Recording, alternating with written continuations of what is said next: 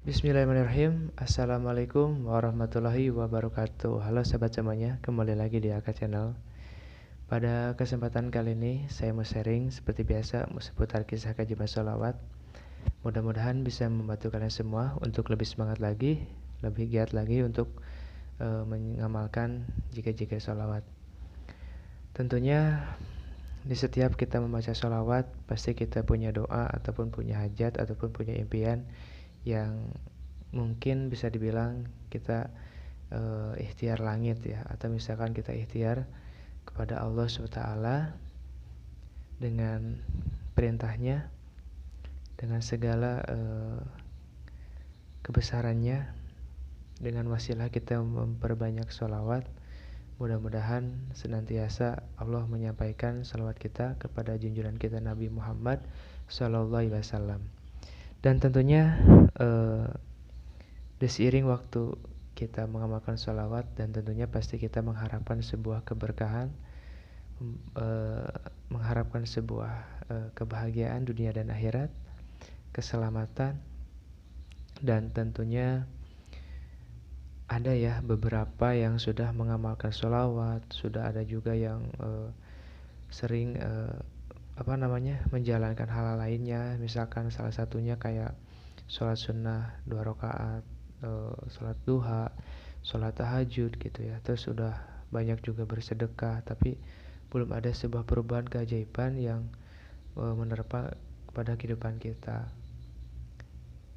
Mungkin di sini Ma'aka mau bercerita sedikit.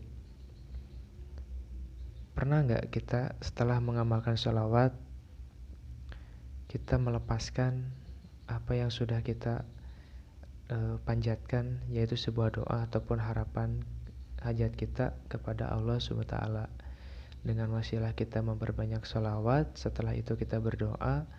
Dengan berkahnya kita membaca sholawat, mudah-mudahan Allah melapangkan hati kita, meringankan segala beban kita, dan Allah memberikan kita kebahagiaan dunia dan akhirat, dan tentunya keselamatan dunia dan akhirat.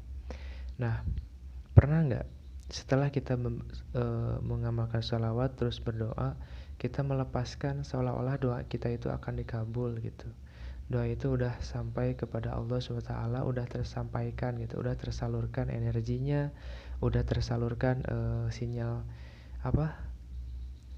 doa kita, udah kita lontarkan dalam ucapan kita gitu kan. Nah, maka kalau kita misalkan masih ngerasa belum ada sebuah keajaiban, pernah nggak kita lebih mengutamakan rasa bersyukur kepada Allah Subhanahu wa Ta'ala? Contoh, kita setelah sholat subuh ya, kita keluar rumah. Nah, setelah keluar rumah itu kita meresapi, mensyukuri nikmat yang Allah berikan di pagi hari dengan kesejukannya, dengan kesegarannya di waktu pagi ya, cuaca pagi, dan menyambut matahari terbit gitu. Nah, apa yang saya rasakan tentang keajaiban sholawat itu, jadi gini sahabat semuanya, mohon jangan disimak ya videonya sampai habis. Mudah-mudahan ini bisa ilmu bermanfaat buat kalian semua. Jadi gini sahabat semuanya, Allah itu akan pertama-tama gini aja. Kalian tahu nggak rezeki kita itu ada di mana? Rezeki kita tahu nggak? Apa kamu jawab langsung? Jadi gini, kalau kalian tidak tahu rezeki kita di mana, dan kita mencari kemana gitu ya, dan kita tidak tahu rezeki kita di mana, pada intinya rezeki kita itu adalah ada di kebahagiaan orang lain gitu. Nah, maka bahagiakanlah orang-orang sekitar kita, kepada orang tua kita, istri kita, suami kita, anak kita, teman kita, ataupun teman kerja kita. Maka muliakanlah, bahagiakanlah. Karena di kebahagiaan orang lain, Karena kita memuliakan orang lain, di situ akan ada rezeki yang Allah titipkan buat kita. Pernah nggak kita menyadari sampai sejauh itu gitu? Setelah menguasilahkan kewajiban sholawat. Nah, karena kita terlalu fokus tidak melepaskan dan masih menunggu sebuah kewajiban yang akan datang pada kehidupan kita, maka semakin energi positif yang menerpa kehidupan kita. Dan tentunya kalau sudah energi yang negatif, maka hasilnya juga pasti buruk juga. Nah, tapi kalau kita sudah memancarkan sinyal kita, energi kita yang positif, maka hasilnya pun akan positif. Hasilnya pun akan sangat berkelimpahan. Nah, jadi sahabat semuanya, kita bekerja dengan baik, dengan sungguh-sungguh. Tentunya kita memberikan kebahagiaan kepada atasan kita misalkan. Nah, disitulah akan ada titik rezeki yang Allah titipkan di atas kebahagiaan orang lain. Nah, begitupun kita menyadari nggak, ataupun kita karena terlalu fokus menunggu keajaiban yang datang kepada kehidupan kita dengan sudah memperbanyak istighfar, sholawat. Tapi ada juga teman kita yang sholatnya ataupun tidak berkelebihan beribadahnya, tapi kerjanya nyantai-nyantai aja, tapi rezekinya banyak. Nah, ambil kesimpulan dari situ bahwa kita tuh harus membahagiakan orang lain, membahagiakan istri kita, membahagiakan anak kita, membahagiakan ibu kita. Dan tentunya dengan wasilah kita memperbanyak sholawat, itu akan semakin mudah keajaiban-keajaiban yang akan datang pada kehidupan kita. Dan itu yang saya rasakan. Semoga bisa bermanfaat buat kalian semua. Nah, setelah itu, kalau kalian sudah berdoa meminta hajat, emang Allah bisa mengabulkan semua hajat kita, keinginan kita. Tapi alangkah bagusnya kita fokuskan dalam satu doa ataupun satu hajat yang kita panjatkan. Dan doanya itu doa yang kita butuhkan, bukan doa ya sebatas keinginan kita. Misalkan di masalah kita dalam kehidupan kita saat ini tuh apa yang kita butuhkan. Kalau yang kita butuhkan adalah hanya rumah, ya kita fokus dengan punya hajat pengen punya rumah.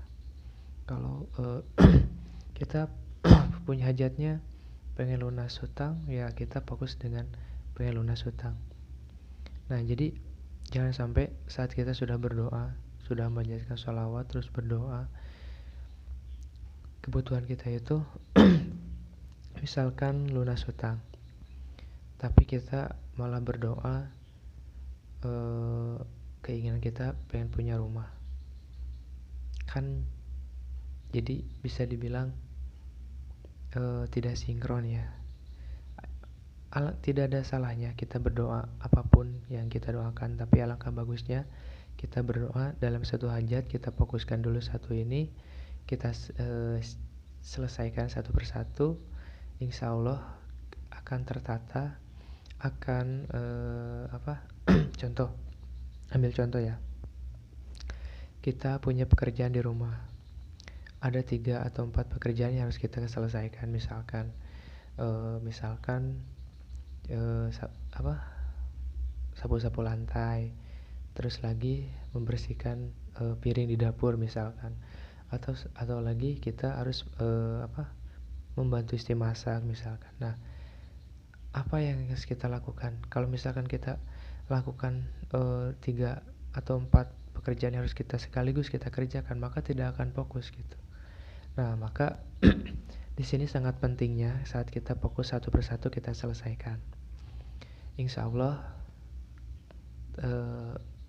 satu persatu kita selesaikan, satu persatu kita panjatkan, dan setelah kita berdoa kita lepaskan, gitu kan?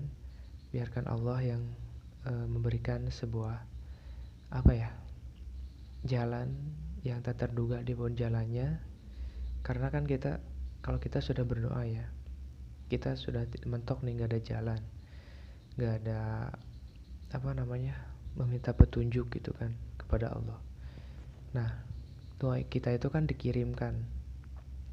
Dengan wasilahnya kita berdoa, dengan pelantarannya juga kita diiringi dengan membaca sholawat. Nah, setelah berdoa kita dipanjatkan, maka kita lepaskan gitu energinya, bukan ditahan, bukan seolah-olah udah mau sampai tapi kita masih menahan. Menahannya itu dari mana? Menahan menunggu sebuah keajaiban gitu. Maka lepaskan dulu. Setelah kita melepaskan, kita enjoy, kita fokus apa yang kita bisa kita kerjakan, dan kita menanam hal kebaikan dalam berbentuk apapun. Kita menabung hal kebaikan, insya Allah akan berbuah juga kebaikan yang sangat luar biasa. Dan itu tentunya kita seperti magnet rezeki itu, seperti magnetnya sebuah uang yang datang menghampiri kita, ataupun bukan kita yang mengejar uang gitu. Mudah-mudahan bisa bermanfaat, dan jika ada saran masukan bisa dituliskan di dalam komentar, dan mohon maaf jika ada kata-kata yang salah. Dan saya undur diri, insya Allah kita next di video selanjutnya. Wabillahi taufiq wal hidayah. Wassalamualaikum warahmatullahi wabarakatuh.